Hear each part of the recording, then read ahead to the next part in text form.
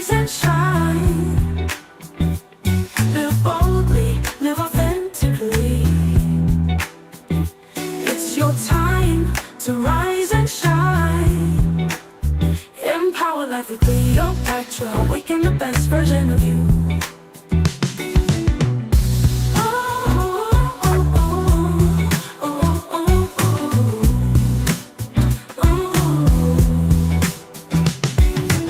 Your journey starts today. You've got one life to live.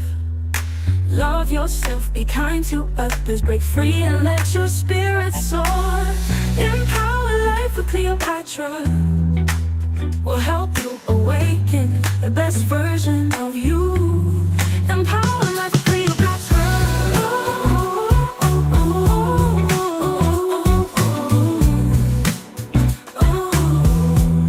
Empower life with Cleopatra.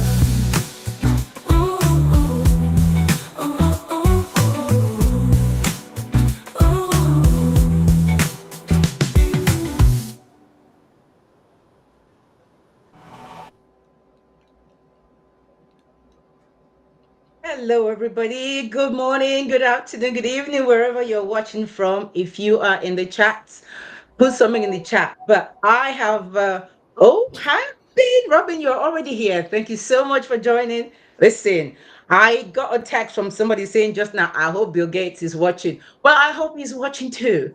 Okay. If I don't get the police knocking on my door, you know, care, but the truth has to be said. All right, tonight. So, guys, welcome to the show. Welcome to the show. I'm gonna listen. I always say it's gonna be a good one because every show is a good one. But tonight, guys, you guys are in for a treat, okay? And I've got the best people, really, the best.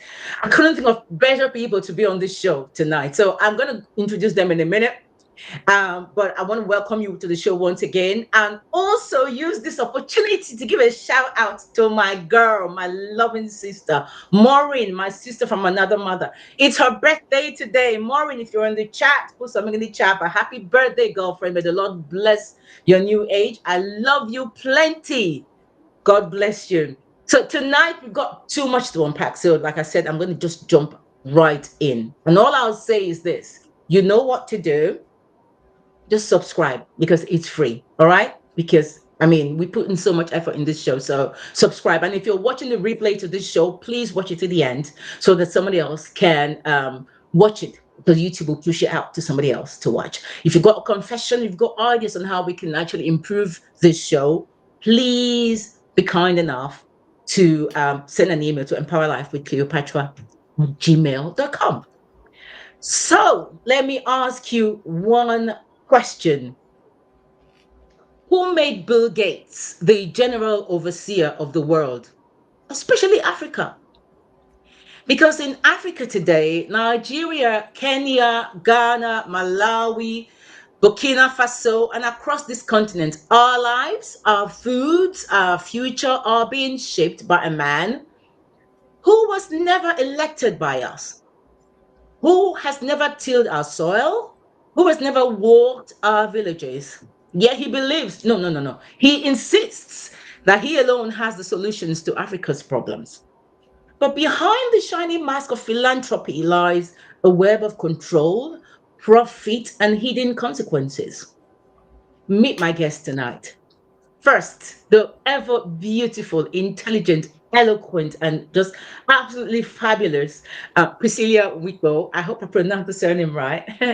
She's a dynamic media personality, a journalist with over a decade of experience spanning print, radio, and television, engaging audiences across the UK and Nigeria and Africa.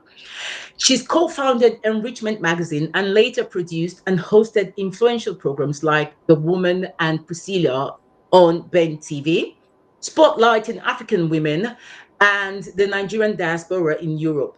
Her reporting includes major global events such as the UN Sea for All launch in Abuja, UNIDO's 50th anniversary in Vienna, and Easter at 10 Downing Street. Renowned for her interview skills and moderating skills, she has engaged with prominent figures like David Cameron, Reverend Jesse Jackson, Sadiq Khan, President Olusegun Obasanjo, John Mahama, and the list is endless, right? She contributes to top tier organizations like the BBC, LBC, Arise TV, Al Jazeera, TRT World. She holds leadership certificates from Oxford and Cambridge, guys, and has earned accolades such as Media Woman of the Year 2014 and Exemplary Diaspora Leadership 2020. Ladies and gentlemen, please help me welcome Miss Priscilla Wicklow. Thank you so much for joining. Oh, Thank you wow. so much.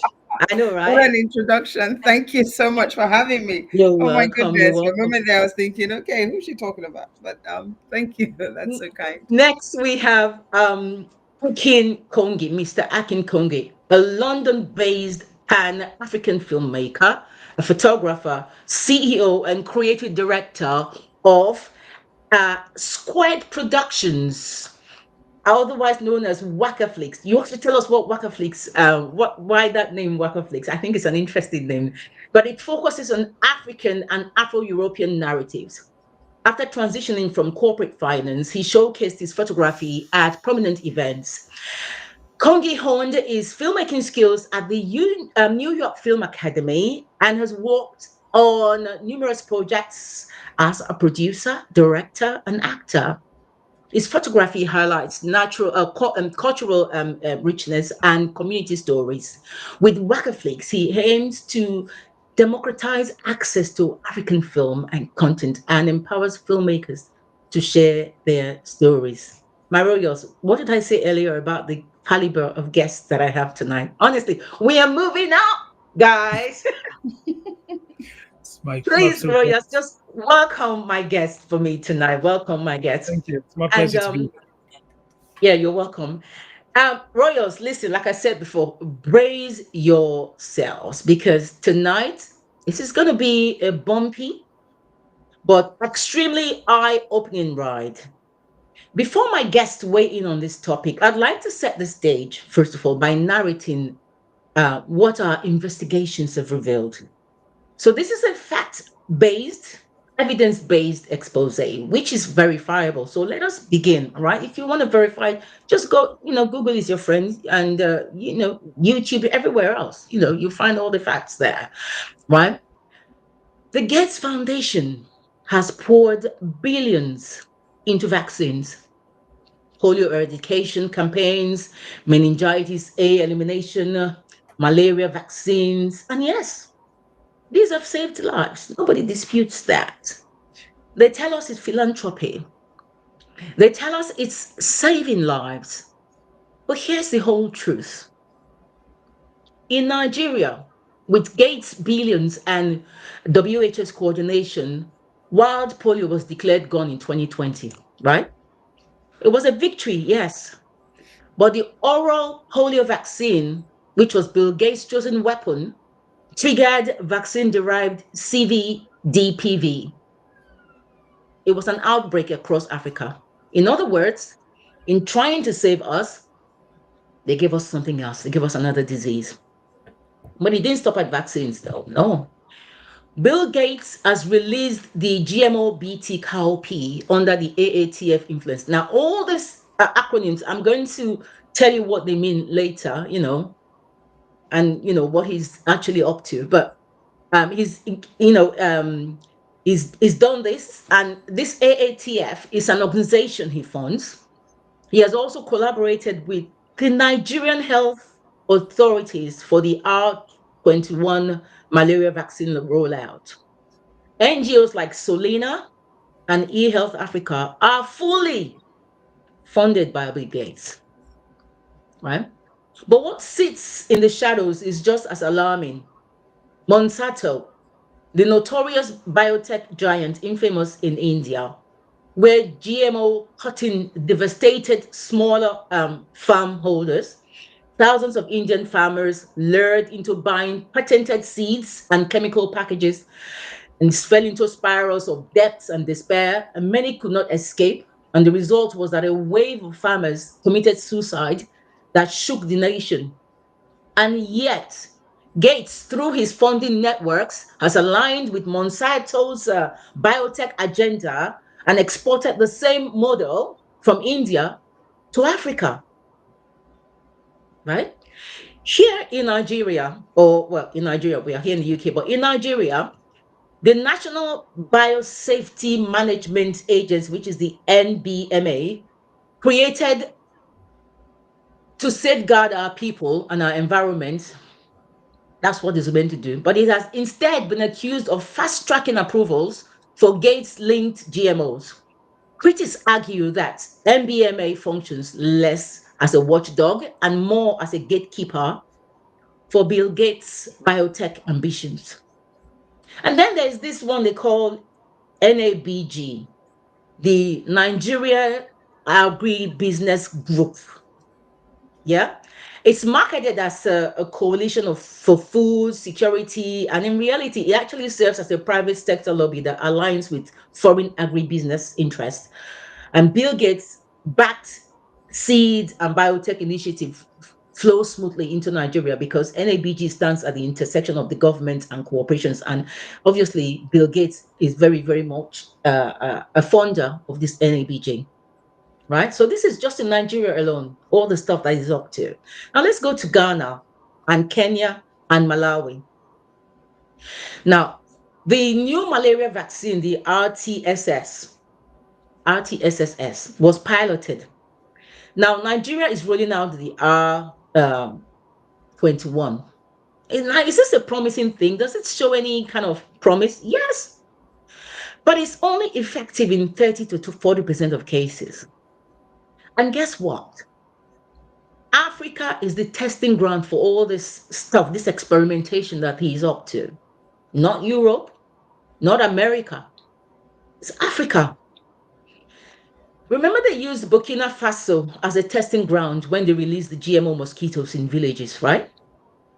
The people protested, but the trials went ahead.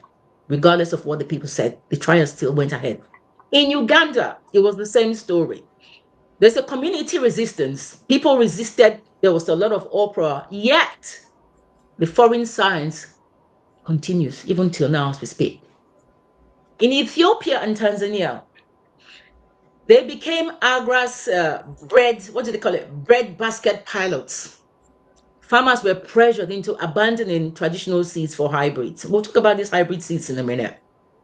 Just like India, many of these farmers were pushed into cycles of debt because they could not afford every year going back to buy these seeds because these seeds are terminated seeds. We'll talk about that in a minute, right? And they were forced into despair and dependency. South Africa is the testing ground for GMO maize and soy. Corporate profits are soaring, while small farmers are vanishing literally as we speak. Some of them are committing suicides. Everywhere you look, the pattern is the same. Health, food, science, money, all controlled by the same hand. Now let's talk about food because we know control of food is control of life itself. Bill Gates, through his funding of AGRA, through the AATF, through the CGIAR, I told you about these acronyms. These are seed centers, and through his indirect ties to Monsanto and NABG, has pushed Africa into a seed dependency trap. Here's how it works. So farmers are given these improved GMO seeds, cowpea, maize, rice, and these are engineered for higher yields, right? But these seeds are patented and many are sterile after the first planting. And these are called terminator seeds. So after the farmers have planted them the first time, they cannot save them. They must buy new seeds. And this is why the farmers in India went into debt. And some of these farmers in Africa, like I talked about earlier, they have to buy new seeds every season from foreign companies. Alongside the seeds comes chemical fertilizers and pesticides, also patented, also foreign controlled. And so what's the result of this? Farmers lose their ancient rights to save and replant. Traditional seed diversity disappears. Soil health degrades from chemical dependencies. Costs rise every year. And who profits from all this? Multinational corporations like Monsanto, in partnership with Gates funded networks.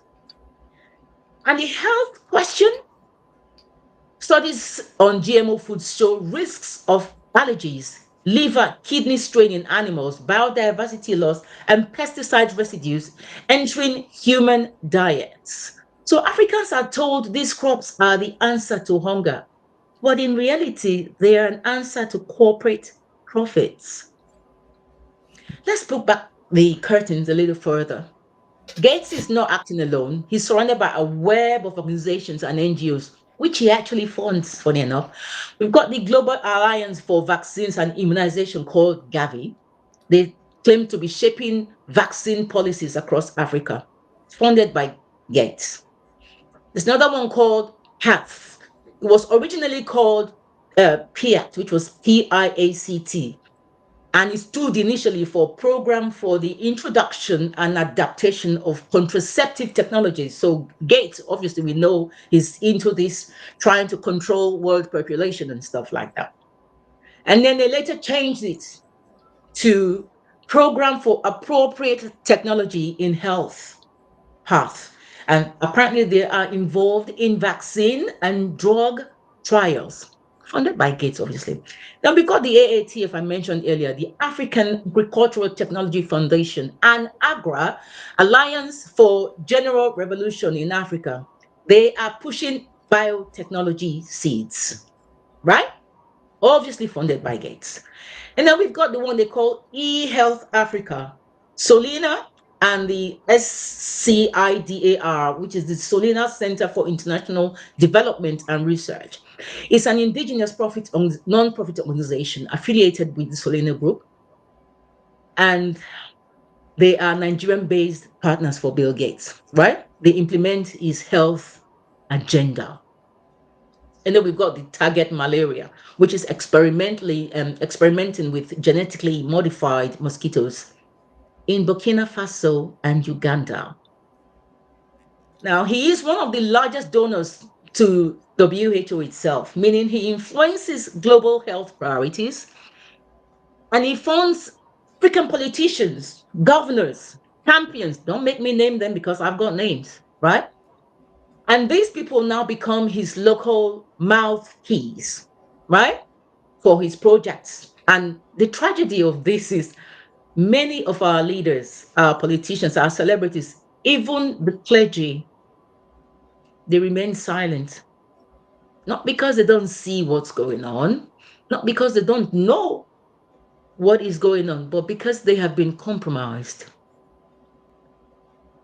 Bill Gates will give them grants and funding and sponsorship, and they're all tied back to what he wants from them, all right, to promote his agenda. So ask yourself this. Why does every major solution for Africa, from vaccines to seeds to new technology, carry the stamp of Bill Gates? Why is African innovation sidelined? Why do African farmers, African doctors, African researchers have to wait for a foreign billionaire to decide what's best for them? Because this is not about charity. This is about power. This is about control. This is about influence. Africa's children become test subjects. Africa's farmers become tenants on their own land. Africa's government become dependent on foreign funds. And all the while, a billionaire somewhere in Seattle smiles for the cameras, applauded as the savior of Africa, right? Now to my guests. I'd like to ask you these questions because these are some of the facts that we have obviously found out about this man. Do you believe that Bill Gates, that the vaccine and the GMO projects that he has in Africa are about saving lives, or they're about control, manipulation, and food systems? And if it is control, really, who actually benefits from all of this? And I'll start with Priscilla. Oh, wow. Straight to me. Okay.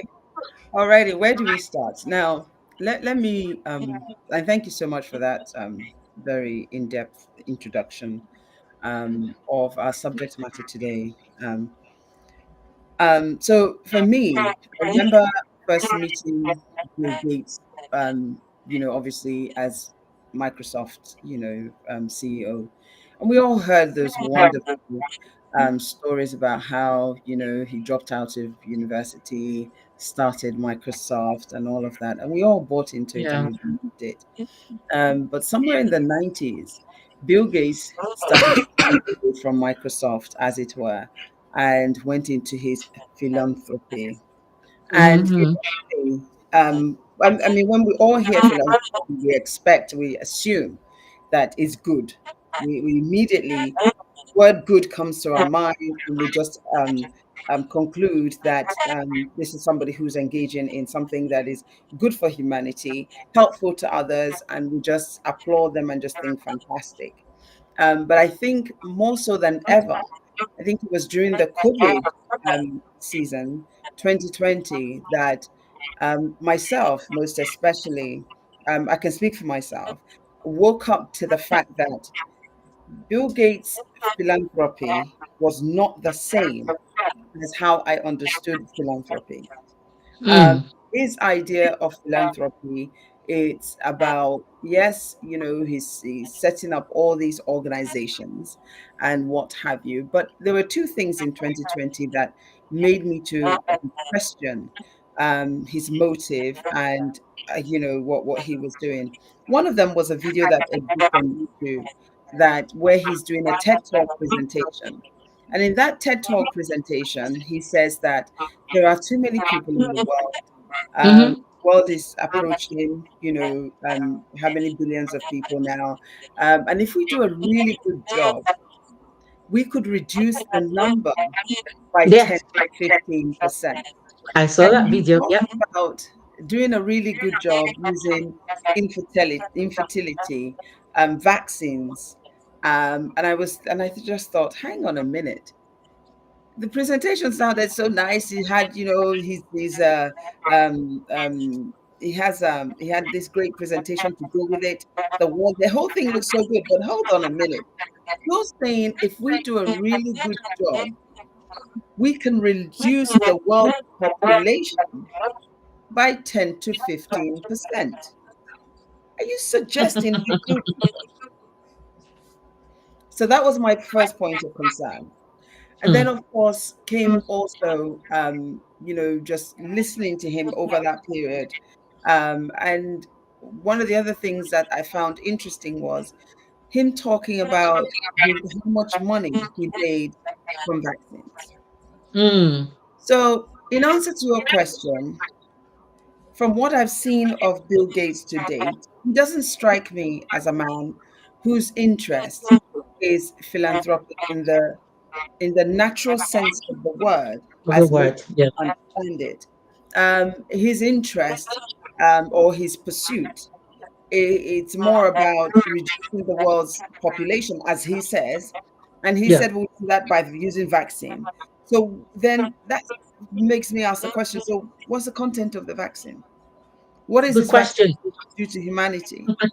And then when you then look further into him, then you learn that, in India, when he went to test out his vaccine for polio, that presented a problem. In fact, I'm not going to go as far as what it's alleged that the Indian government did to him. Mm. We also have a situation in Nigeria, in the northern parts of Nigeria, where his vaccines were handed out, curing polio, and children were paralyzed, Yep. died, and to date, Yep. that matter, he was taken to court. I'm not going to mention the prominent Nigerians company that fought more in the interest of Bill Gates, if you like, There and you not go. the interest of the people. I won't mention him, but when people say, certain things, I just look at them concerning him. I'm going to try and be mindful not to Mm-hmm. bring that name to the fore. So yeah, so there are these situations that are, um, across our world, and they exist. He has participated. He's the originator. He has, his company has brought forth all of these vaccines and whatnot. So, in answer to your question, I don't see Bill Gates as being interested in the genuine welfare and good of humanity in the Mm-hmm. manner and sense that you and I understand what welfare and good of humanity is. In the Yes. layman's, understanding of those words, I don't see him as such. His agenda is completely different. It's about making money and it's about reducing the population of the world. Population. Absolutely. Thank you. Akin? I'm gonna try and take this from a different perspective.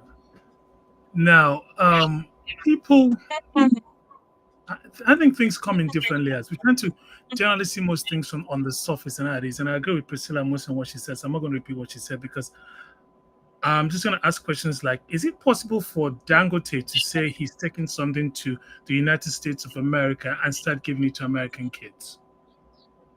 Or go to Dallas and say, you know what, I got something I think works for America, and then nobody's gonna question him, nobody's gonna ask him questions, and they're just gonna welcome a warm arms that, oh, he's a nice billionaire, he's trying to Mm-hmm. help us in Dallas, and he's brought these vaccines and these seeds, and he thinks that, oh, this is what we should be planting, and this is what's best for us. Is it actually possible for Dangote to do that in America? Mm. My question is, why does Bill Gates feel the need to come to Nigeria or anywhere in Africa or India and say that? Now that goes to the world geopolitics as it is and how people perceive and see things Yeah. and the understanding of people generally. White people are 7% to 8% of the global population itself. Mm. Out of that 7-8%, the Western world itself that tries to control everybody is probably like about 2%. Mm. Because we tend to look at all white people and think that the Western world, no, it doesn't work like that. Russia's never done anything to Africa, never colonized anybody. But there are certain people who are white who've done that. Now, now that colonization, slavery, and all of that still works in the geopolitics of what we do today. I tell people when you're a black person or a brown person today and you think you're free, you're not enslaved or not colonized, we still are. It's just a different form. Once you understand that, you just see things as it is. So when Mm. Bill Gates walks into Nigeria and feels like he can do, he walks in with a colonizer's mind, an enslaver's mind, that I Yeah. can walk in here and tell you what to do. So if I want to control the population of the world, this is where I will start from. They breed anyhow. There are Yeah. 230 million people in Nigeria. Let's start from there. There's 1.4 billion people in India. Let's start from there. If I can get rid of those people, I'm getting closer to what I want to do. He's not going to start with his Mm. own family and his own immediate people. If you want to get rid of Yeah. people in the world, start with yourself and your own family and your immediate family. Why don't you Mm-hmm. start there? Help the world and do that. Move your money somewhere else. Why doesn't he just donate money to research to University of Ife, University of Ibadan, Onsuka, develop them researchers? Let them find out what works for. We have scientists, we have people who are going to school there. Let them. Why are you bringing things that are already done that you think is finished or we don't know what's involved? We don't have. You have governments in place that cannot research what it's saying. You have governments in Yeah. place that will take money and do whatever you ask them to do. And then you come in and say, "Oh, you're trying to help us." We don't know that. Now the problem Yeah. is deeper, like I said, it's not on the surface. On the surface, you don't see too much. We are unfortunately we've passed on so much trauma to generations where we don't see certain things. These things you need to deconstruct and deconstruct from these things. You need to, what's the word I'm looking for? You need to start. It's not you if you don't see it, you have to see Mm. it. And once you see it, you can't unsee it. And once you Mm. see it, you have to realize that you have to tell yourself, even as we stand as open-minded and as what we think we've seen, we're still trying to deconstruct and learn a lot of things about the world that we're being taught and said, oh, this is the way things are. Mm. That we need to keep telling ourselves that, wait a minute, that's not the way it is. This I need to teach myself and understand how these things are. So without going any further, Bill Gates is not in Nigeria or India anywhere to help the people there. He's there to further his own agenda. He's got the power, and people when they get to that sort of situation where they have that kind of power, they they feel above the normal human beings. They don't see themselves as that, and they see themselves and being able to get away with a lot of things, and they generally do. Mm. It Okay. takes Thank you. you as the people to actually start tackling that. Okay. Let me give a shout out to those in the chats. We've got Robin, once again, welcome. Amaka, hi. Thanks for joining. Olubumi, thank you so much for joining. Maureen, happy birthday, girl, the birthday girl. And who else? Adisa. Yeah, welcome everybody. Welcome. Rita, my darling. Riri, how are you, darling? Welcome. Good to see you. Now, The second question I would like to ask is, we talked about the politicians earlier. So why are African politicians and celebrities and even the religious leaders so silent on this issue? Is it ignorance? Is it fear? Or are they simply bought and paid for by Bill Gates' billions? You want me to Um, answer? yeah, go ahead. Like I said, just like my previous discussion, you have to understand this deeper. And you just said religious leaders. But where's the religion coming from? Who gave you the religion? What was the religion supposed to do for us? What was it used for? So when you start to understand that deeper, then you start to understand why religious leaders wouldn't say anything. Why is somebody in Sudan, for instance, who has what there's a lot of genocide going on in Sudan for years, when Palestinians, don't get me wrong, I've got nothing against Palestinians, but doesn't really have any concern about his own Sudanese people that have been dying way longer than the Palestinian people. We got to start understanding these things. So the politicians we have are put there. We've seen over the last 50 years how, I'm not going to mention the country because, like I said, I see travel around the world. But like, I mean, where they go into countries, plan coups, change governments, kill whoever they want to kill, fly into Africa, destroy a perfectly working system of a country called, country starts with an L. I'm not going to mention the name again. I don't want to say things that, but like, this is what I'm saying. And we sit down here, we know these things have happened. They are walking down the streets doing whatever they want to do. And then the leaders we have, they get spoken to, these people speak to these people and say, tell them what to do. That's why you see that you have to understand that you cannot be, after a while you just take the money as a leader and just keep quiet because you're thinking there's not much you can do, rather than stand up like Traore and say, you know what, enough is enough. If I'm gonna die, I'm gonna die, but I'm gonna try and fight Mm, for my people. But those are yeah, the kind of leaders you have. But you see what's happened to exactly. people like that. They've been trying to kill Traore, for instance. They will try and kill Yeah. leaders like that. Every And the single moment day they they say they still want to try. do what they want to do, because it's got to be about furthering their own agenda. Africa is supposed to be a continent where they take the raw materials out and it services what they want, enriches them, and they sell it back to you tenfold. That's why Nigeria was taking oil out for $100 a barrel and importing in 1,000 naira worth of finished products and all the rest of it. And then you take more of that oil to sell to buy those finished products. It's not a system that's going to work. But we keep doing it because we don't see them. Instead of lending money to do it. So they've amassed the riches. They lend you money so that they can shackle you into being in that circle of indebtedness and servicing them. It's easy Yeah, to see, okay. but like I said, Okay. Thank you. Celia. Hmm. So I very much agree with Akin, and he's right when he says it's deeper than that. But before I respond on that, Adisa on the chat says that it's more conspiracy theories, and I just wanted to say that it's not a conspiracy when you're quoting somebody and somebody has made a video telling you with by himself what he intends to do, and it's there for the public, for everybody's viewing, and then that it's no longer a conspiracy. I haven't thought it up and said that this is what Bill Gates wants to do.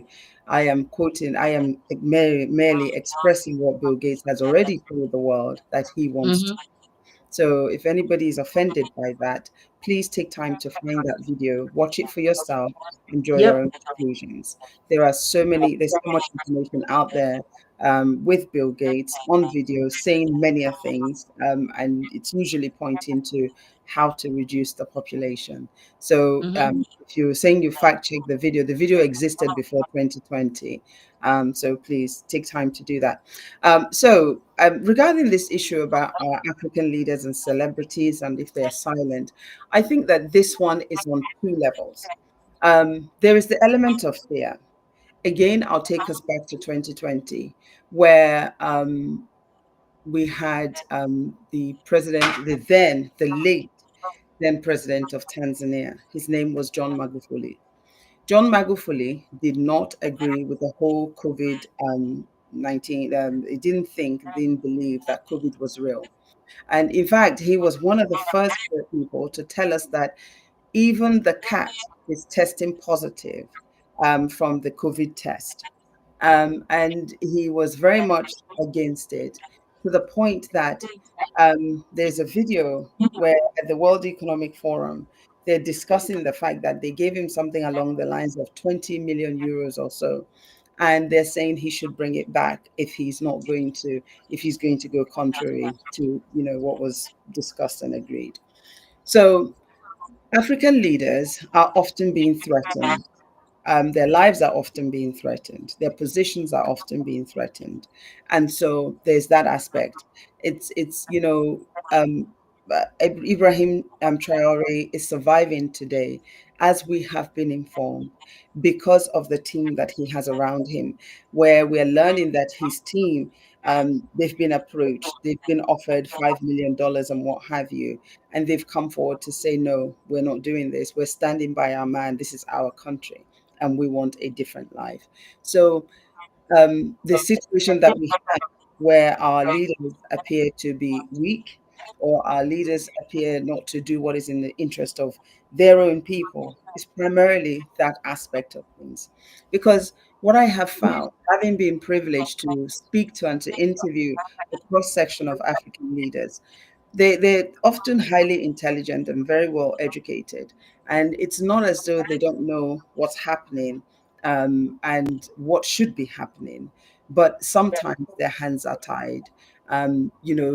Sometimes if you're lucky enough, they will express some of the challenges that they're facing. And so there's that aspect of things. But I also think that the other aspect is we, the African people ourselves. I believe that the vast majority of our leaders, they struggle to be able to govern or to lead in a manner where it's more about the people and less about self, because the people themselves are not with their leaders. Um, Hmm. and that stems from, we were speaking before we went live, and that is to say that we have all been conditioned, whether as Africans, we have been conditioned from birth. We've been conditioned to see ourselves as being less human.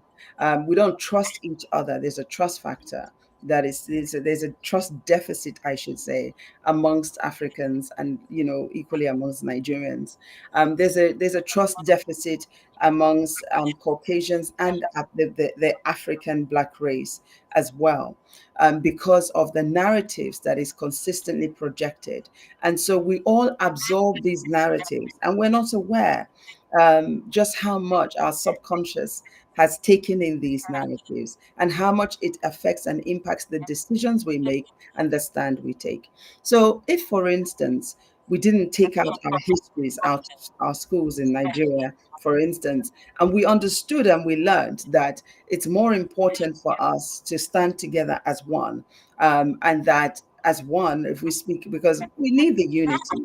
We must not deal with that or undermine it. It's so important in order for change to come. If we're not united in focusing on what we want, because we are united in our fun, but we're not united in when it comes to our destiny, as it were, for want of a better expression. And if we were united in fighting for our destinies, we will have better leadership. We will not have leadership that will just give up. Now, when it comes to our celebrities, because our leadership looks at it as, do I need to? Who am I sacrificing myself for? Is it for my children or is it for people that don't care? So there's that aspect. Now, our celebrities, like the vast majority of us, have also been preconditioned, and I think it's just now, when I say now, in our most recent history, that we're starting to. It's almost as if after Fela, especially in Nigeria, and a few others across the African continent, it's almost as if celebrities just went silent, right? And I think it's in our recent history that they're starting to find their voices again. But those voices are not as strong, and those platforms are not being. Our celebrities are more concerned right now about influencing people, being influencers, and Mhm. and all of that, and not so much. We don't have quite the fella rise or fella type of celebrity that is looking at the nation and is ready to risk everything and doesn't mind the police raids and whatnot, to push forward a narrative that he believes is important and we should take forward. So there's a lot of things at play, but I think primarily the problem is down to us as a collective, society, the Black nation, the different, our respective countries, as a collective, there lies the problem. When we begin to understand the importance and the need for us to unite and fight for our own destiny, we will have the change that we so desire. Sorry, Absolutely. I just wanted to put in some because I have reading the comments as well. Yeah. And this I said unfortunately I have to go, but highly unbalanced discussion will not advocate for Bill Gates or what he might be trying to achieve. And that goes back to what I said the mentality is. Now we're sitting down here talking about our country, our people, and the foreigner comings, and he feels he has a right to actually sit down and defend himself. Mm. You have to see how deep that is. He thinks that, oh, it's unbalanced because he's not here to say, oh, you know what, I'm not really trying to kill you, even though I might be, but you won't know about it. I'm not saying that's what he's trying to do, but the fact is, this discussion doesn't concern Bill Gates. This discussion is about the fact that we have a sovereign country. You're doing what we cannot do to you. We don't have the same facility to test what you're bringing to us, to look through what you're doing, what your objectives are. You said things that we can look back on, like you want to control population and things like that. We know what the GMO seeds can do, and these are the things you're bringing to us. We've seen what they've done in other countries. They're banned in places in Europe. They're Yeah. banned in countries in Europe. You can't use them in Europe. Banned But in you want to India. bring it to Africa? Mm-hmm. You're not taking vaccines to Eastern European countries and all of that. They're not in Croatia and all these places. They're poor European countries, but we don't see Bill Gates in there trying to control what they're doing. But They're it's not in okay to come Russia. to Africa. And then he Yeah. feels like, oh, Bill Gates needs to sit down and somebody has to be here defending Defend him. himself. Rather than us looking and say, okay, look, this is our house. How do we put this? Is about putting our house in order, not about Bill Gates defending himself.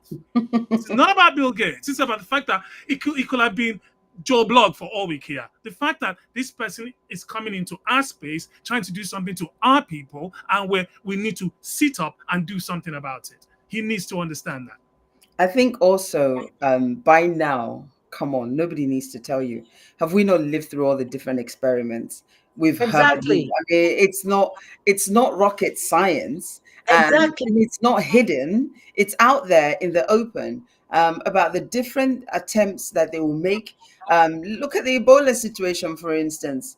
I was just They gonna say. sent it out there thinking that it was going to, but when it appeared as though, hey, this thing is going to consume all of us, everybody sat up, and we had to Mm-hmm. now find a way to really properly address it. Mm-hmm. So I think that, for us as Africans, we can no longer afford, I think Africans of a certain age can no longer afford to just sit back and say, oh, we don't, Bill Gates doesn't have a chance to defend himself, when the man is telling you every day what he's out there to do.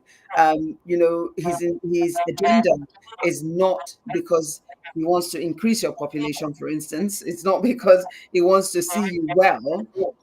That's not it. Because if it were so, for how long have we been talking about eradicating polio, for goodness sake? We've been eradicating polio for at least, I For recall, decades. it's been Yeah. at least 30 odd years. Why should a foreign body or foreign company or foreign person have control over your food supply? That is Uh-huh. very dangerous. So The they've been. food, the health supply, the food, the health thing. It wants to control everything. Well, this That, is the thing, and this whole idea of control, and I think, like you said in your intro, he gives money to the World Health Organization, and I recall, yeah. because in order for you to there was this whole issue and argument about him not being a country, because individuals are not supposed to be able to have that kind of access, Yeah. and so how is it that an individual is being given that level of access and being given that level of, permission, as it were, to be able to have a say because they contribute to that? And he, wherever he puts his money, is because he wants to have a say. And we have learned since 2020 the many are places that he's putting his money, including a lot of the mainstream media houses that we once trusted and believed. Yeah. He's been known to give a lot of them substantial amount of money, uh, Money. you know, on an annual basis. And so with all of that, it levels him some, level of access. It affords him fair press, positive press. It affords him a lot of things, but what I don't understand is how it is that I can't get up, no matter how much money I have, and just Mm-hmm. start trotting and telling everybody what to What to do do? and how to do it. What's good And for them? well, my company is doing this, and I'm investing here and there and the other. Exactly. And I think the world, there are too many people. Let's take down some people. And everybody applauds me. They won't applaud me. But he gets to say that, gets applauded here, there, and everywhere. And But he gets away with it. he You can't. appears to be getting away with You it. cannot. You Um, cannot have. You cannot have interest in pharmaceuticals where you put money into. You have interest making the vaccines and selling it to everybody and saying it's good for them, and we're Mm-hmm. supposed to take your word for it. You can't be having money in companies that make GMO seeds and all that. And we know what it does to soil and everything like that, and say it's good for them. And you're trying to literally, you're just trying to sell your whole product to the rest of the world, regardless of whether it's good for them or not. That's what you're mm, doing. You want to make more billions, and that's Yeah. it. It's really Yeah. literally that. And Yeah. then you can use that to control people, do what you want, and if it's population you want to control, you know exactly how to do it. I mean, mm, Yeah. I was watching the news recently in Nigeria, and he's one of the pioneers of malaria. But apparently, normal people are getting malaria now in Nigeria and dying within weeks. wow. That never used to happen. I mean, you had to have for crucial malaria to die in Nigeria. Malaria was something you could know, you could be down for like a week or so, but you'd be back up. But perfectly healthy people are getting malaria and dying in Nigeria now. Wow. I'm not saying it's Bill Gates. I'm saying it's happening. We don't know where that's come from, how that's Certainly a been, call for cause for but it's a concern. call for concern. Yeah. Yeah. I mean, There's if you another check thing the I news, actually heard a few days ago. I actually read it somewhere where they actually have mosquitoes now that they have bred that literally bite you and inject um, vaccines or inject a toxin in your body that mimics the vaccine or whatever to indirectly inject people. And that's another thing that they are experimenting on and they're doing at the moment. And everything is always aimed at Africa. I'm going to take a few, let me just take a few comments from the chat. Hi, Gary. Thank you for joining. Hi, Ari. I like that name. Thank you for joining. I hope you have now sort of like had a change of heart in terms of your Mhm. mindset about what we've talked about, because even a child can understand what's going on, right? So I don't understand why you feel that Bill Gates is not here to defend himself and this is all conspiracy theory. I don't get it. Just the same way you think, I'm sure you thought COVID was conspiracy theory as well, right? Anyway, I digress. Um, Robin says, "Do we know whether this isn't already going on in the US and India and probably China and maybe even Europe? Maybe even Europe.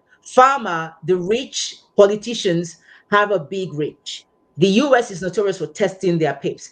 Well, if it's really going on in those places, I know in India they tried it in terms of they always target India and Africa. Well, Africa and then India, I guess.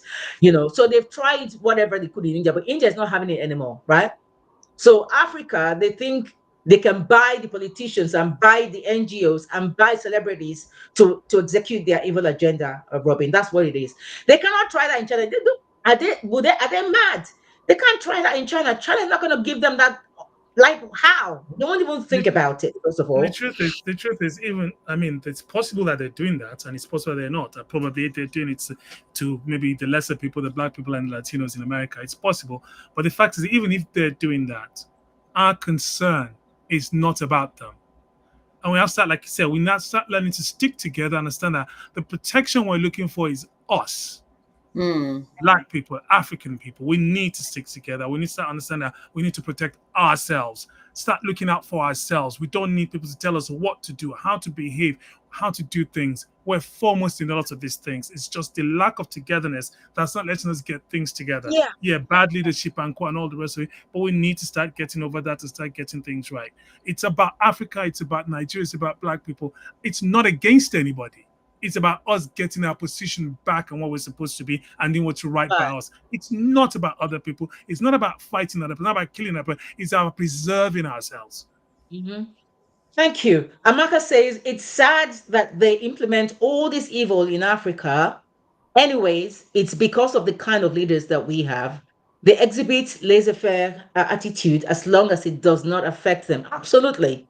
And Gary says the agenda has been there for many years. I agree with Yeah. you, speakers. If we research in depth, the COVID vaccine was actually delivered in bulk in the UK in 2015. There you go. They knew what they were going to do. I said this even before then, that these guys, everything was all planned. Okay. Robin says, I'd say that people are still being bought, but more clandestinely. See all the corruption in the US, especially with all the lobbies. Yes, they probably are. But the bottom line is Bill Gates seems to have most African leaders, except Traore from the look of things, most African leaders are in their pockets because he funds, he targets, and I actually saw a program the other day where he's executing this whole agenda about vaccines and everything else and all that, and he actually compiled organizations within Nigeria to come and champion this. And if you investigate all the organizations that he brought together to sit at this table to talk about how fantastic this whole initiative is, they were all funded by him. They're Yeah, in I saw that. Nigeria. They got all the names, but they're all funded by Yeah, him. like about 7 out of the 9 people sitting at the table are like all Right. funded by So him. nobody is vetting this guy. Nobody is saying anything, right? Like you See, said earlier, Priscilla, there I was think this thing about the House of Reps. I mean, like with the GMO, I know I saw the House of Reps cancelled the bill that was supposed or suspended. Let me not say cancelled. They suspended the bill that was supposed to pass the GMO seeds after a lot of outcry from Nigerians and things like that. So you have to give it to the House a little bit. We like to mouth them a lot, but I mean, at some point they listened to the people and they suspended they passing the suspended it, but GMO. some of these maize are already out there. That's the thing. Some people already Yes, but like purchased I them. think Nigerians are getting more aware of it. It's they're getting knowledge of it, and Yeah. the government is getting involved. And I think they're beginning to think about it, and they've suspended it. Like I said, it's a start, Yeah. and we need to keep pushing on it and make sure they don't pass it under the table. Like I said, they said it was suspended. They never said it was thrown Mhm. out, cancelled. So it's Well, Cancelled, something exactly. yeah, to look they're out for and all the suspended. rest of it. They said they were suspending to And investigate yeah, further. but yeah, I Hmm. mean, I give I it hope, to the Nigerians and everybody that's because a yeah, lot of Nigerians did come out, started protesting against, and that's what we need to do. We need to do a lot more. And part of the problem we have is because when things like this affect all of us, we come together. We need to always come together. We let tribe get in between, which is part of what they like to use. Tribe, we're all the same people.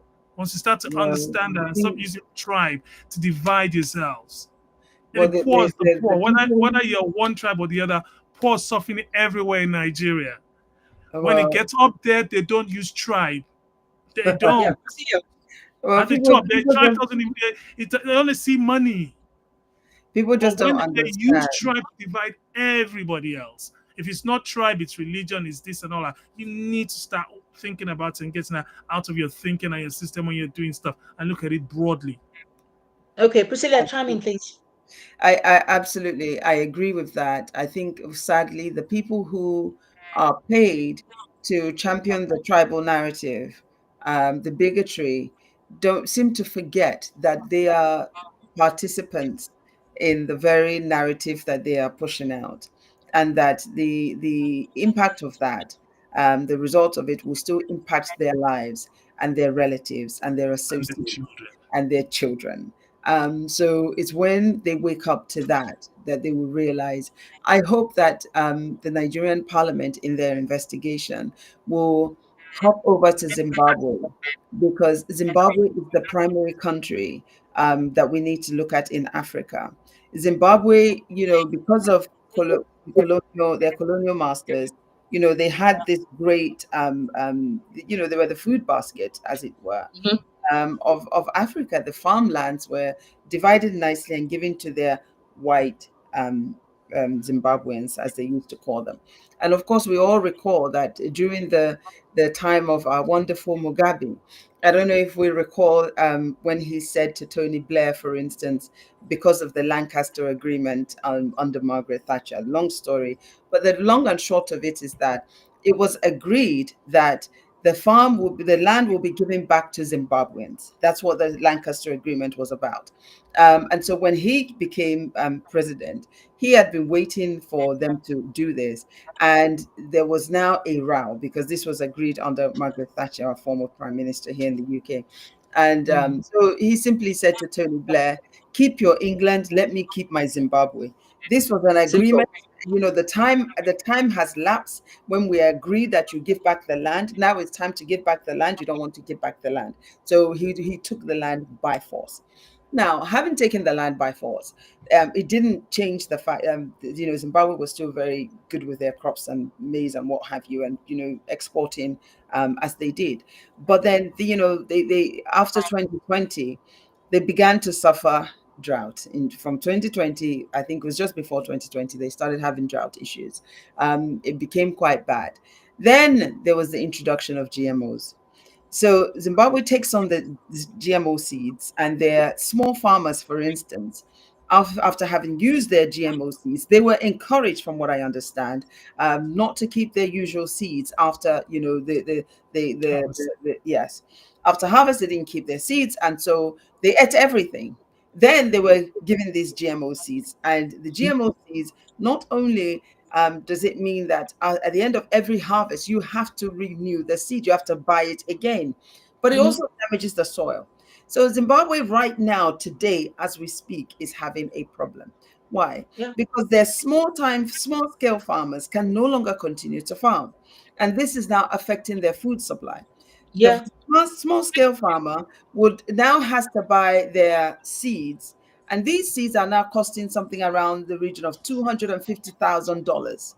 The Yeah. small So they're scale going into farmer does debts. not have $250,000 to now Mm-hmm. buy these seeds back and their yield is it enough to be able to yield up to that value for them to be able Long to. run, on the long run, they're not going to have enough food. They're But going to this is what's starve. They're happening. going to die, and we're going to reduce Yeah. population. Okay, Listen, so ultimately.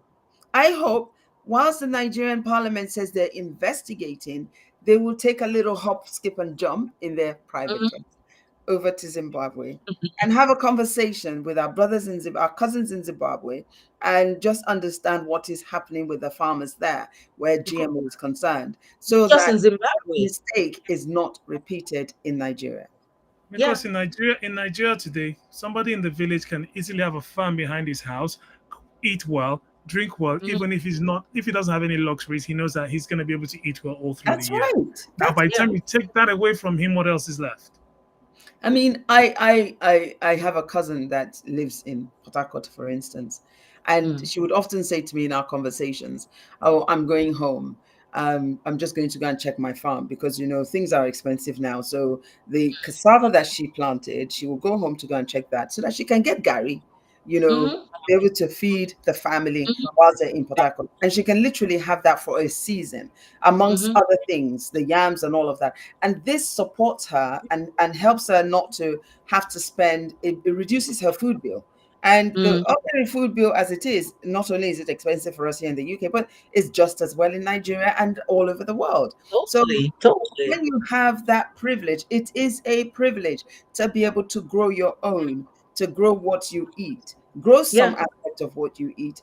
It certainly helps. It goes a long way to ensure that you're not starving, and that you always have something at home, because you simply buy the things that you can't grow. And Yeah. you can have in large quantities the things that you have grown. So it's important that people have the right seeds, and that privilege of the seed is not taken away. I do recall during the Buhari administration that there was some news about the silos where the seeds was kept being raided in Nigeria. I don't know if Nigeria still has their seed supply, or if that was destroyed at that time. There was something about it. I can't recall it completely. But as the Mm. program goes on, I'll look into that again and see if I can find Okay.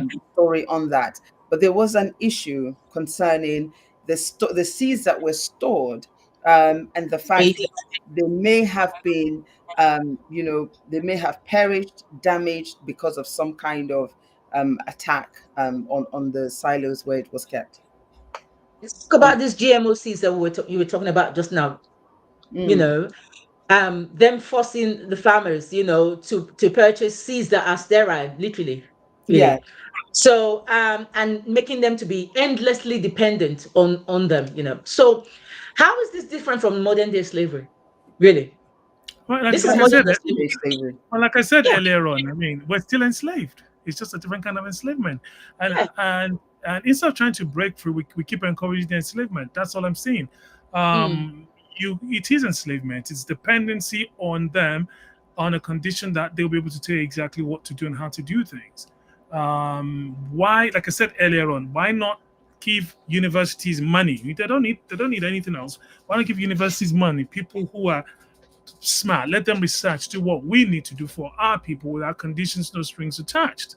But mhm. you feel the need to want to control and do things for us. No, we don't. We don't need that. It's It's ridiculous. Africa is rich. Africa's soil is rich. It's beautiful. It's luscious. It grows anything. Apart Africa from the is the rich. minerals we've got under Africa. Africa is the Africa richest is blessed continent. so much, and yet these guys think they can come. And probably it's not just about the GMO seeds now. They also bring other things, the pesticides and everything else that they bring to feed these so-called GMO seeds. And those pesticides are actually now harming our soil. So, can somebody just tell me exactly how beneficial is all this? That you know a nation would think it's okay to actually sit down and consider whether this is a good idea or not. I don't get it.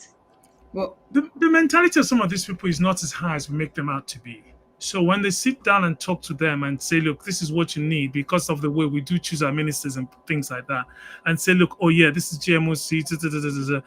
They're not equipped to research and they just have GMO is being used in Cambodia and then they feel like, okay, and then they move on with it and they just say, okay, and then they give them a little bit of money to push it and they're pushing it until somebody said, "Hey, wait a minute." So the level of thinking, the level of mentality of some of these people in charge, like you said, or they're usually based on people who have already been paid by Bill Gates. So anyway, so they're not going to say no to one of these things. So we Mm, need to; those are the things we need to check and put checks and balances in places to make sure that that doesn't happen again. I yeah. mean, I think that much as I agree with what you just said there, I think something really interesting is now happening in Nigeria. This GMO conversation. I was in Nigeria last May, and I was in not sorry, not this year May, 2024 May. And I recall there was a brief conversation about GMOs, and where I was in Akwa Ibom State, and they were saying that we don't want no GMOs, and I saw signs that says we didn't want it, we don't want any GMOs.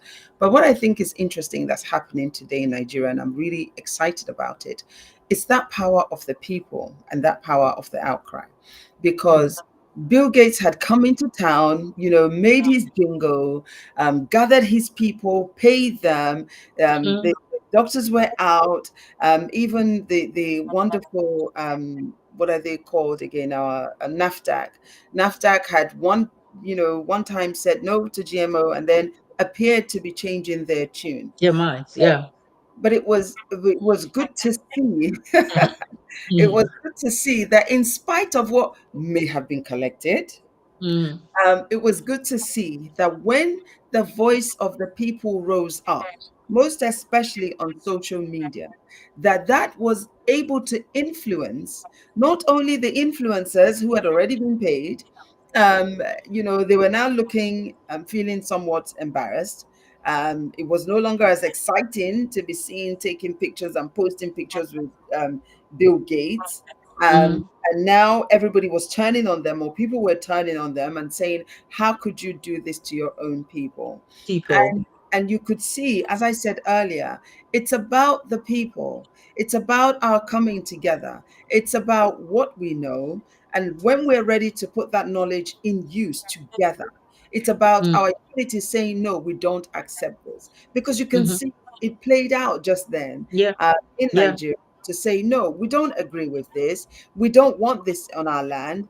And that campaign is burning forward ferociously, and it's making a lot of people to come out that you and I would not have known or heard of speaking about the impact of GMOs. We're learning what has happened to our ginger. We wouldn't have known. We're learning what has happened to some other crops around the country and how, things have been affecting us. So you Mm, can see how important it is that mm, we, the people, society, does not sit back, fold their arms and clap, but rather able to say, no, this is not good for us. And by echoing that loud enough, the celebrities, the influencers, the mm, and as we saw in the house, were able to say, let's suspend this as we do more investigation. Do I trust that they're going to go out there to do the investigation? A part of me doesn't, but I want to give them the benefit of the doubt that mm, they're going to prove me wrong and actually get out there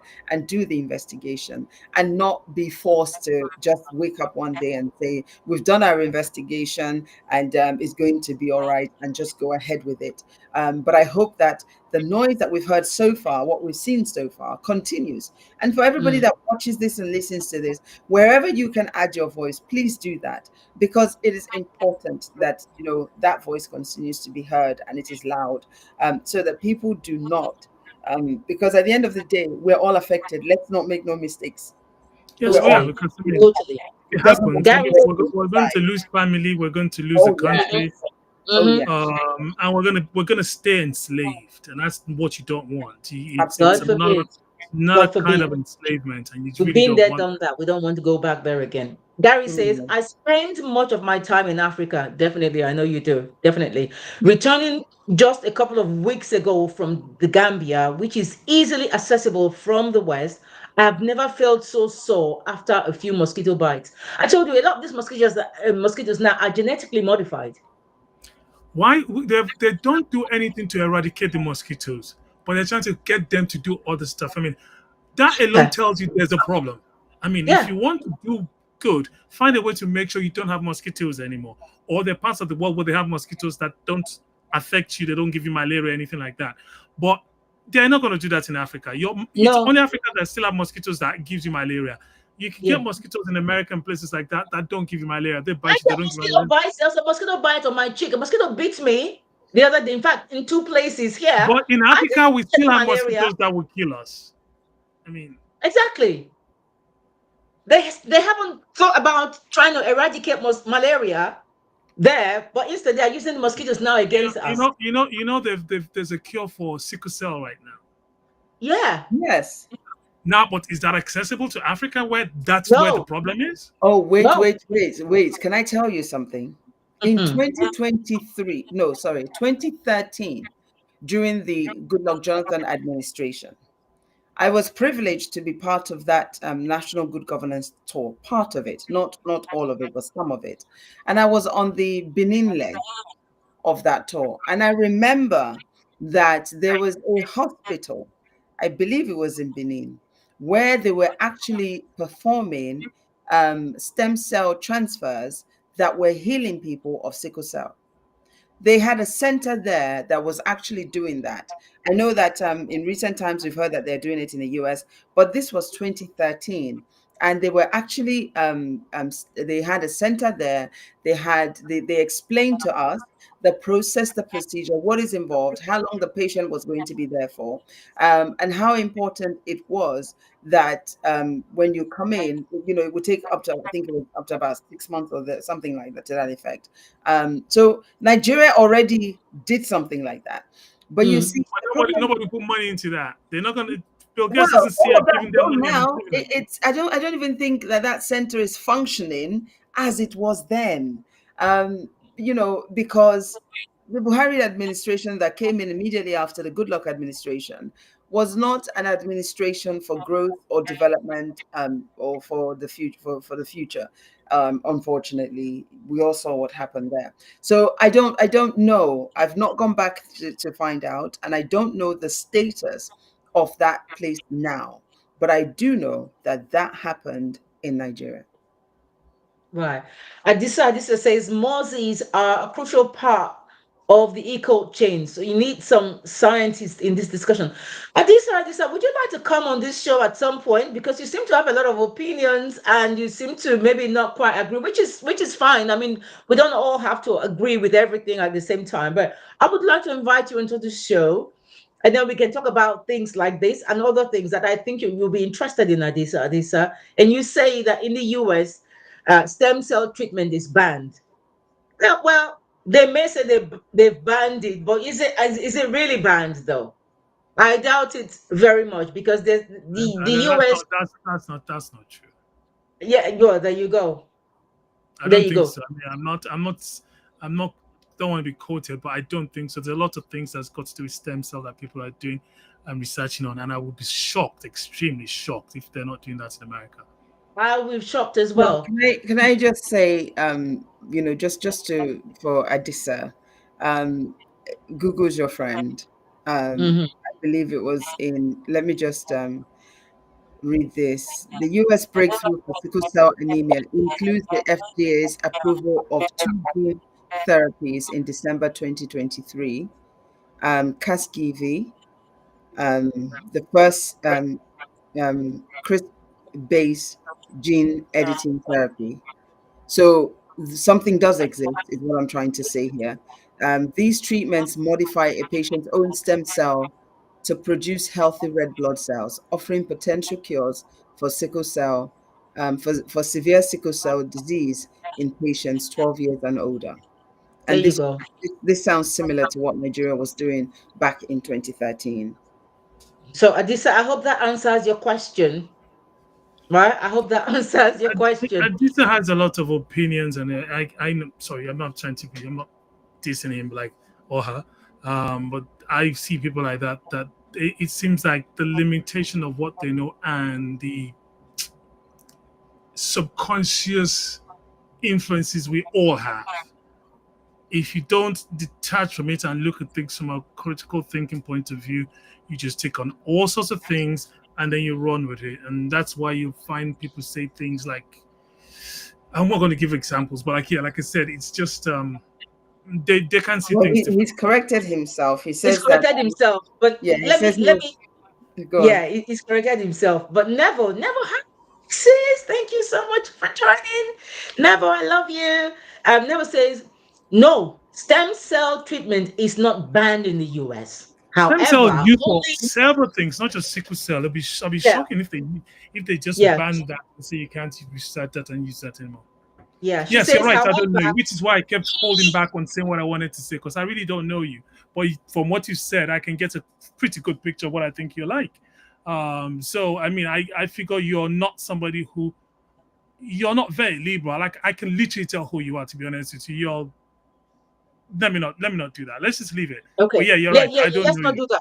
Let me take this comment from Neville.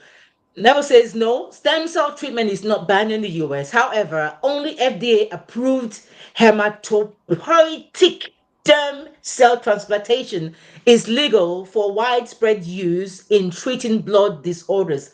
Most other stem cells products are considered unapproved and experimental.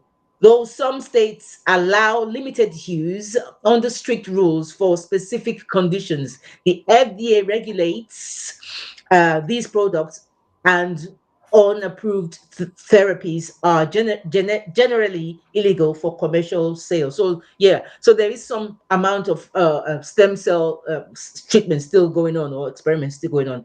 And like Priscilla was saying earlier, this has corrected themselves to say that yes, there is limited stem cell treatment in the US. And never, like Priscilla said again, Google is your friend. So obviously, Google never Googled it and found this information that she just divulged. So Adisa, I hope you have The, learned something from this. the And fact is, Adisa said, Aki, you don't know me. Is there I some bad? like the fact. I like the Can I fact see some that bastards going on here right now?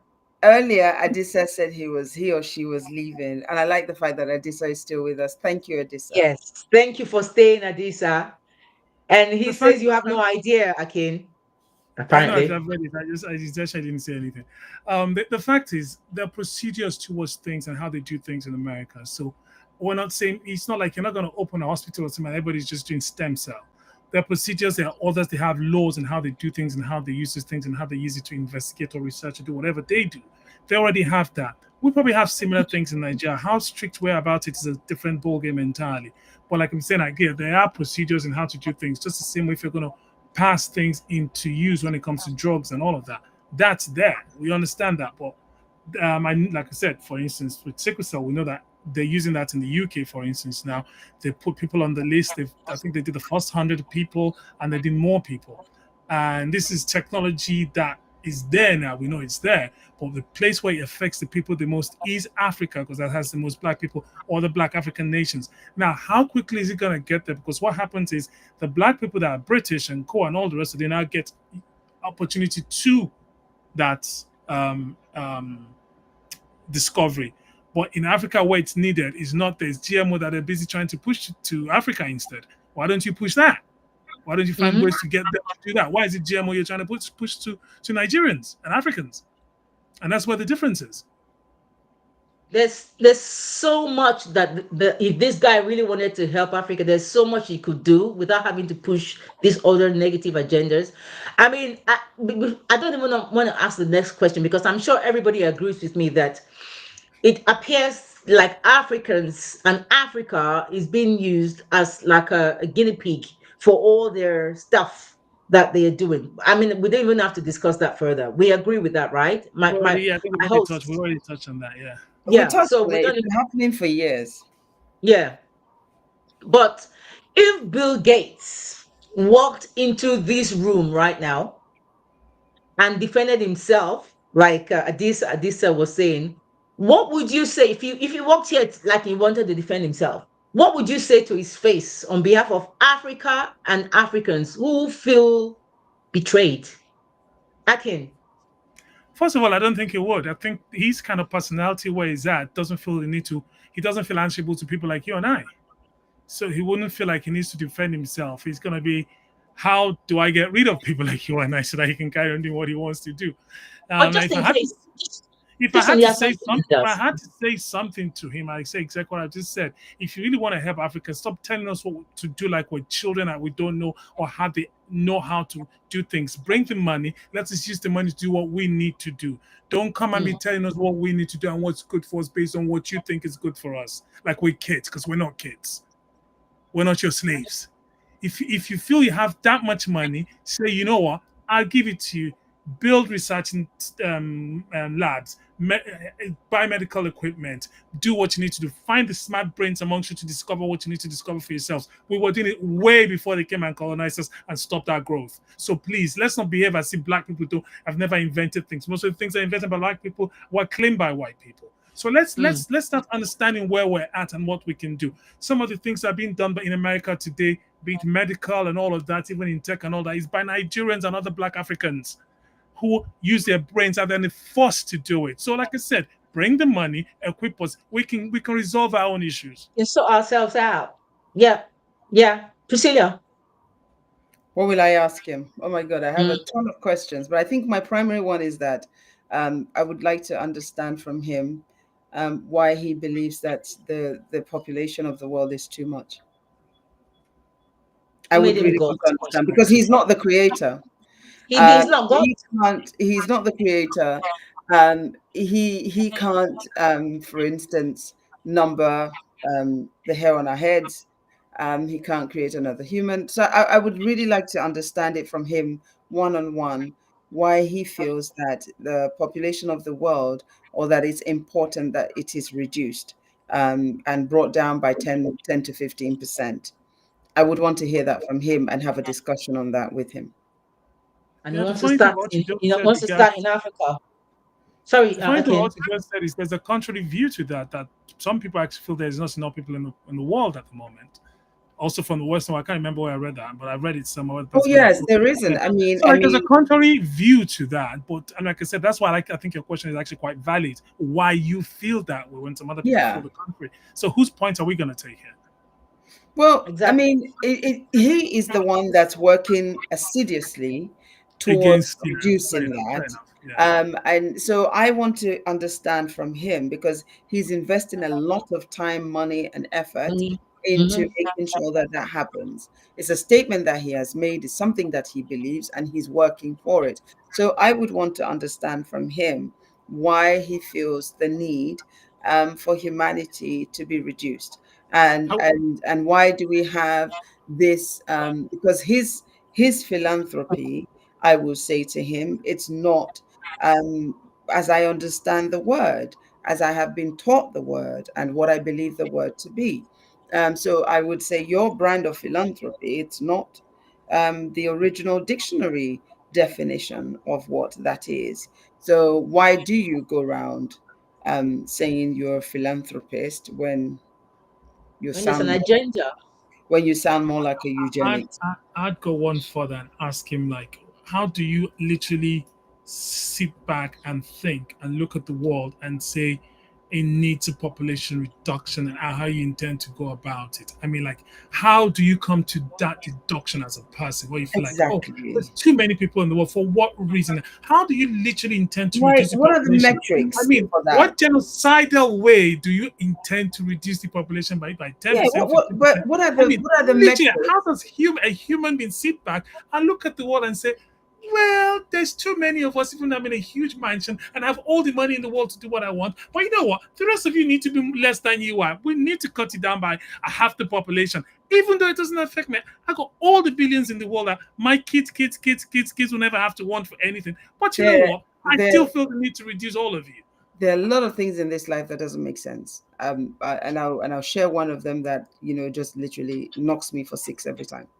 So, for instance, we say that we must go green, right? The world says they say we must go green, and people are out there buying electric cars, and it's wonderful. But then, in order for you to charge your battery, you need to get a petrol fuel generator Mm, of some sort yeah, yeah. to be able What to can I charge say? the battery of the electric car. Surely that doesn't make sense, and it just defeats the object and the whole purpose and the whys. Shouldn't we just stay with? So I say that to say there are a lot of things in this life that I It's see that agenda. doesn't make. Yeah, It's it all just about agenda. it doesn't make I sense. think Precisely. I saw a video of how and what it takes to make an electric car. It pollutes the air more. It costs more. Like you said, there's a lot more that it doesn't make sense at the end of the day. It What they're like, doesn't. to I mean, get there, you need if to you're do going on this. a long distance trip, if for instance you're not privileged to have a charger at home, and you're driving somewhere, you have to stop. Instead Mm-hmm. of that stoppage being a quick run to the ladies or the gents, and maybe a quick pickup, it could be a 2 hour stop because you have to wait your turn to charge the car, and it takes, I think I've been told, somewhere around 45 minutes to an hour to charge up to Mm-hmm. continue on your journey. So, Mm-hmm. you would just go into these places and just fill up your tank, 10 minutes, you're done Yeah, at most, ten and minutes. you're Yeah, off. man. Yeah, But man, then, yeah. this takes more time from you, and it's costing it doesn't reduce your expenses. Granted, these electric cars look fantastic, but they look. China's making some really good ones, though. Yeah, I've seen some beautiful cars, and I'm thinking, wow, but it's not enough to Yeah. get me to want, because I just think the way it functions, the whole functionality of it, and how that impacts and affects me as the user, just doesn't make sense. So I, I I look at think that, and I look at this whole, there are too many people in the world. You can't say there are too many people when we're complaining that the population of Europe, as it stands, in some parts of Europe, it's It's not enough declining. Yes. sustain the generations, the Easy. old people. So, and it's like, okay, so let's make this make sense.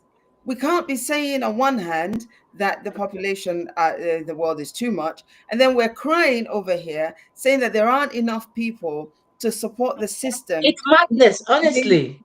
I Ah, just don't, it's sabotage. like, make it make seriously. sense. Let me But tell you what. just Let me. listen. Okay, you can say this is now a conspiracy theory. You can call it a conspiracy theory. Africa has the youngest population in the world today. Mm, Between 16 and 35, they have the biggest population in the world today. Like you said, most parts of Europe, including China, because they had the one child policy for a long time and all the rest of it. And lots of Now places, they've the changed their population mind, is haven't they? Yeah. declining. So Hmm. in another 10, 15, 20 years, they're going to have a lot of problems because they won't have the workforce to even manage what they have right now. They're having Hmm. problems already. They're already having problems. Mm. So, like I said, for me, call it conspiracy theory. It's more to affect because you see, seeing Africa as a country where might have that much power is a problem and giving a lot of people headaches. Because by Hmm. default, not because we're even doing anything, Africa might eventually find its fate. And Africa finding its fate is not what the Western world wants because they cannot stop exploiting Africa as they still do today. Yeah.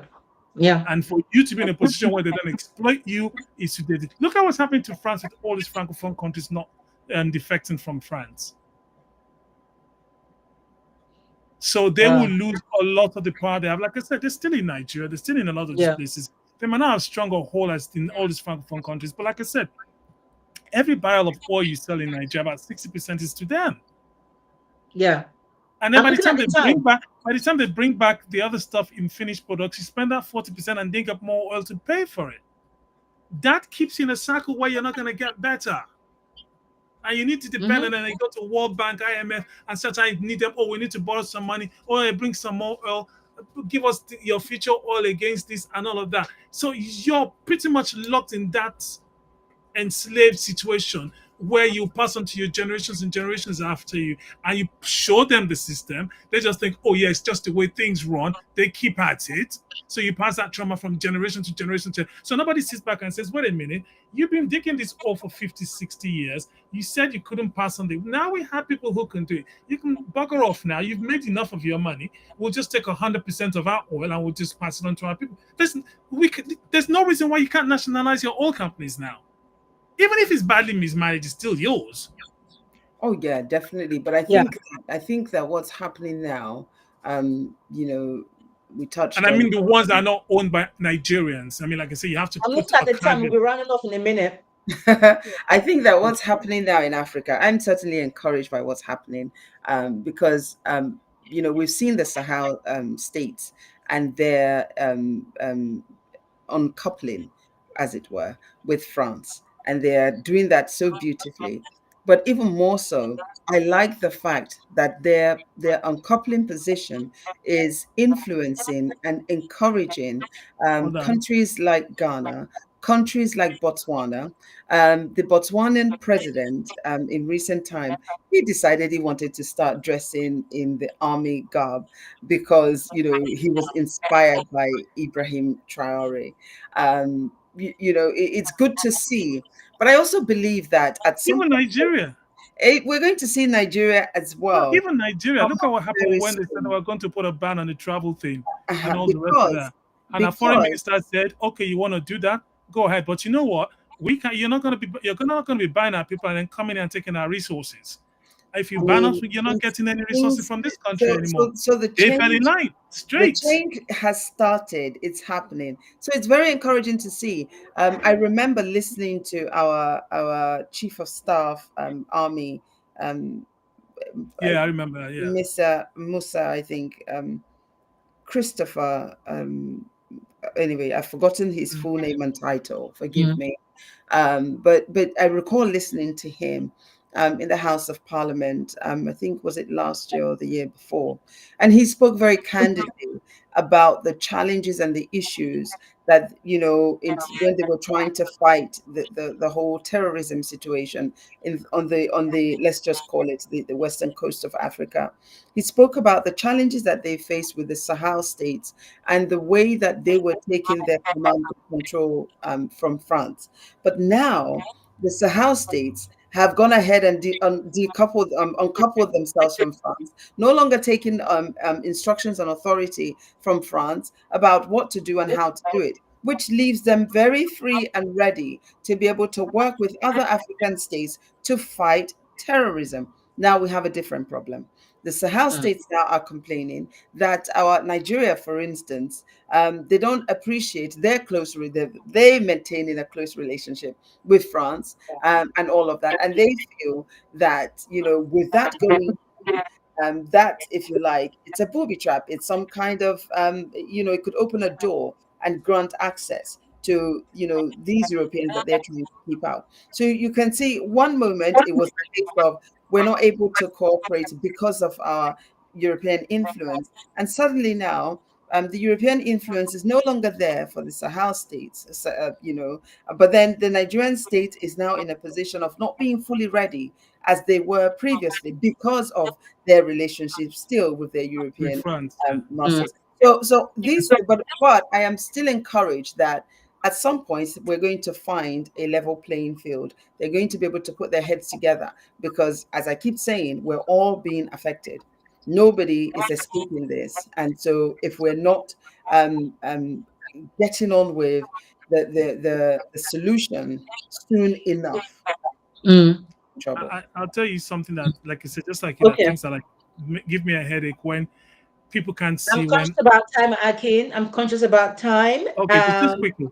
When the American president says something like, "Oh, people are trying to sideline the dollar," so if Nigeria wants to trade with Ghana and doesn't use dollar, he's insisting that that's a problem, and we don't see anything wrong with that. They're not buying anything, so I have to trade with Ghana, but America still needs to be involved in it. And he's saying that if we try to do that, he's gonna sanction us, and everyone just thinks like that's okay. The nerve of it all. That like the nerve. Seriously, I don't know where they get off. I really I think don't. I just we're don't in know a where they very get off. interesting place. We're in a very interesting place right now on the planet. Things are happening, and for me, it's exciting for us to watch this space. Are we going to sit back and say, "Yes, Mr. Trump, of course, we're going to surrender to you," or is this where we're going to come put our heads together, to Enough is African, enough. West African states, and say, "Hey, this is what we want to do, and this is what we're going to do." Yeah, I have my Okay. 2 minutes or 2 seconds conclusion I'm going to be giving in a minute. I just want to say this. Gary says, how about Gatesy? Leave us to be because we can do good all by ourselves.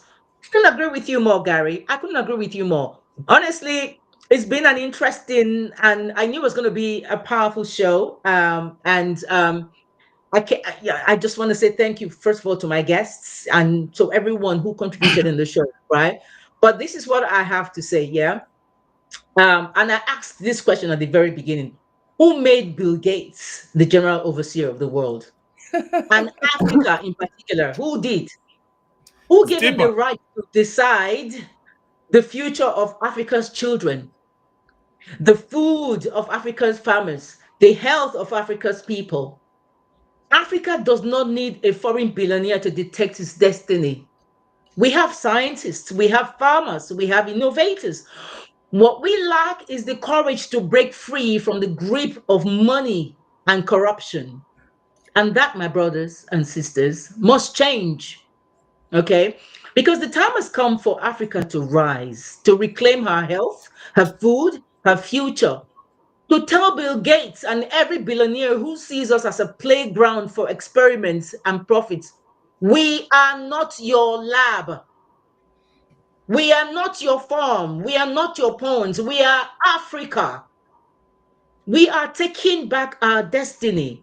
Enough of being guinea pigs. Enough of being dictated to. Enough of watching our leaders sell out our future from grants to glory.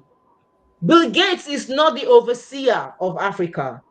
He's not our savior. He must never be allowed to control our destiny.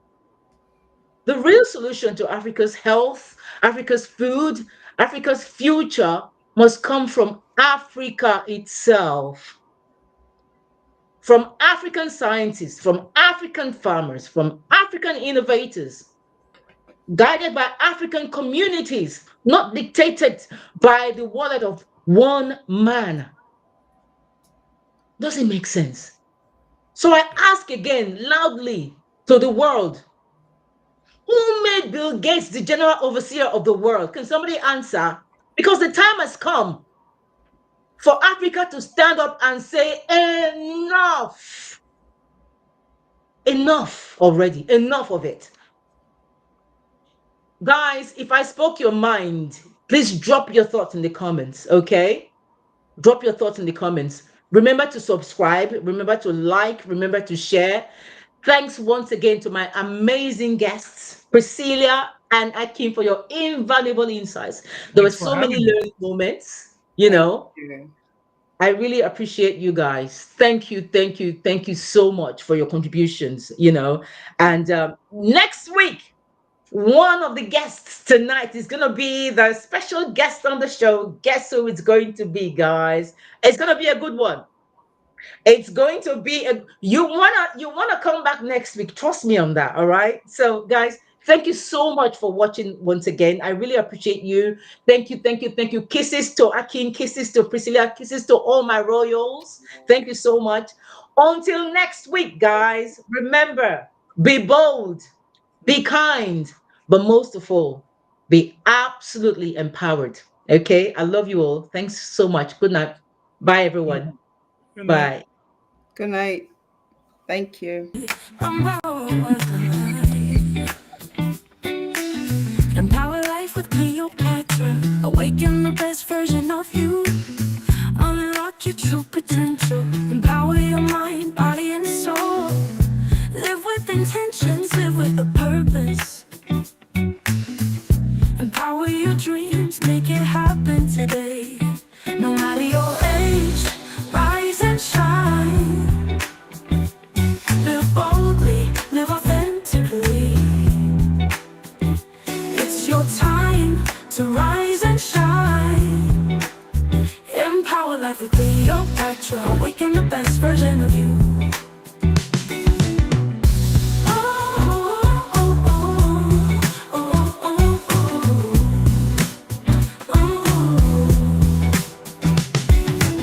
Your journey starts today. You've got one life to live. Love yourself, be kind to others, break free and let your spirit soar. Empower life with Cleopatra. Will help you awaken the best version of you.